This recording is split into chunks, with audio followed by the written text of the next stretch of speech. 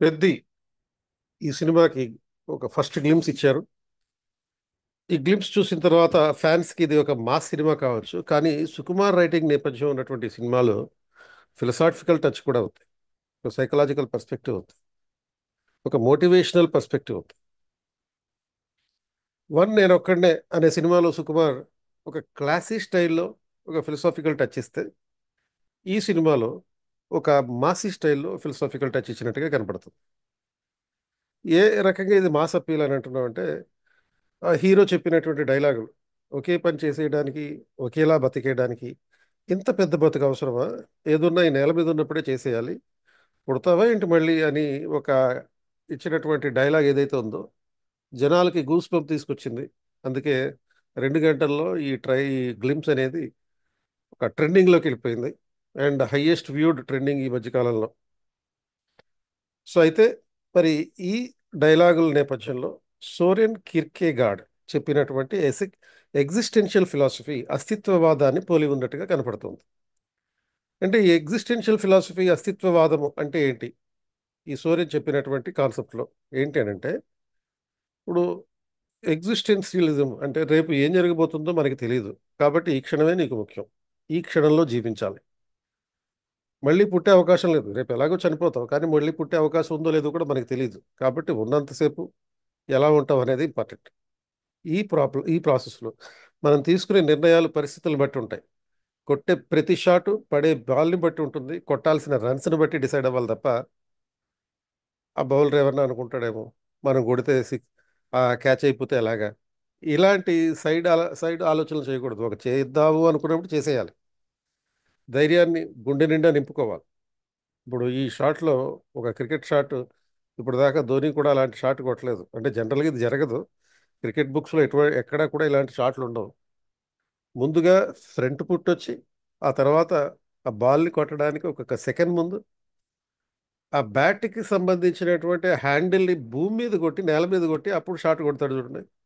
ఇది ప్రపంచంలో ఎవడూ కూడా కనిపెట్టలేనటువంటి షాట్ ఇది. సుకుమార్కి, బుచ్చిబాబుకి మాత్రమే చెల్లింది ఇటువంటి షాట్.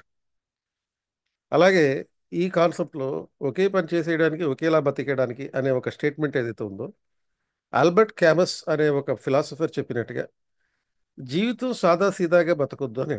అంటే దీన్నే ఛాలెంజింగ్ ద బెనాలిటీ ఆఫ్ లైఫ్ అని ఇంగ్లీష్లో అంటారు. బెనాలిటీ అంటే ఒక సామాన్య పరిస్థితుల్లో బతికేయడం.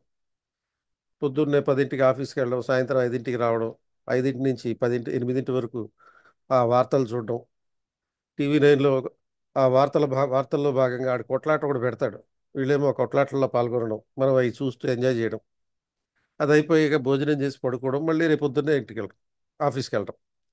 ఇలాంటి రొటీన్గా ఉండొద్దు, సాదాసీదాగా ఉండొద్దు. ఏం చేసినా కానీ ఒక డిఫరెంట్గా ఉండేటట్టు చేయండి ఉన్నంత కాలంలో. ఇదే ఆస్పెక్ట్ని మరో కోణంలో జీన్ పాల్ అనే ఒక ఫ్రెంచ్ తత్వవేత్త చెప్పినట్టుగా, భూమి మీద ఈ జన్మలో ఎందుకు పుట్టామో తెలియదు, కానీ పోయేలోపు ఏదో కూడా చేసేసిపోదాం. అది కూడా చాలా భిన్నంగా చేసిపోదాం, 10 మంది గుర్తుపెట్టుకునేటట్టు చేసిపోదాం. సో దీనికే ఇంకో పేరు, ఇటువంటి కాన్సెప్ట్కి ఇంకో పేరు, ఎగ్జిస్టెన్షియల్ ఫిలాసఫీకి ఇంకొక పేరు కార్పీడియం.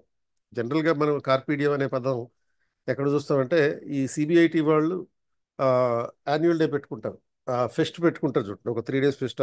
ఆ ఫెస్ట్కి కార్పీడియం అని పేరు పెట్టుకుంటారు. అంటే ఆ కార్పీడియం అంటే ఏంటి?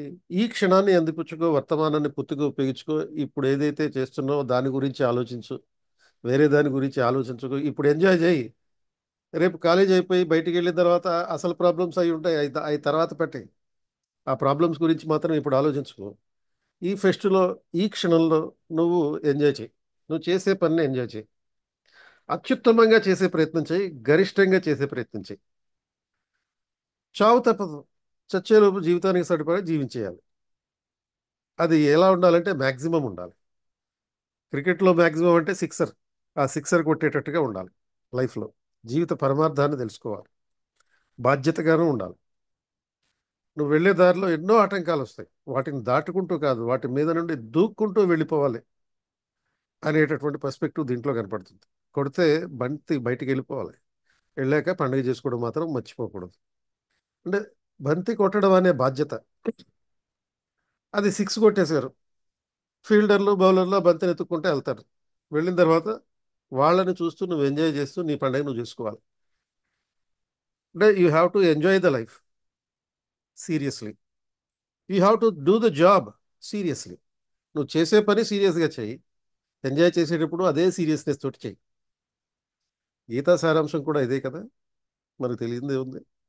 ఎవడో జీన్ పాల్ గాడో లేకపోతే సోరెన్ గాడో చెప్పాడు అని అంటే మనకి అది గబుక్కు నచ్చుతుందని చెప్పి ఫస్ట్ అది చెప్పాను. కానీ యాక్చువల్గా ఇదంతా గీతా సారాంశంలోనే ఉంది.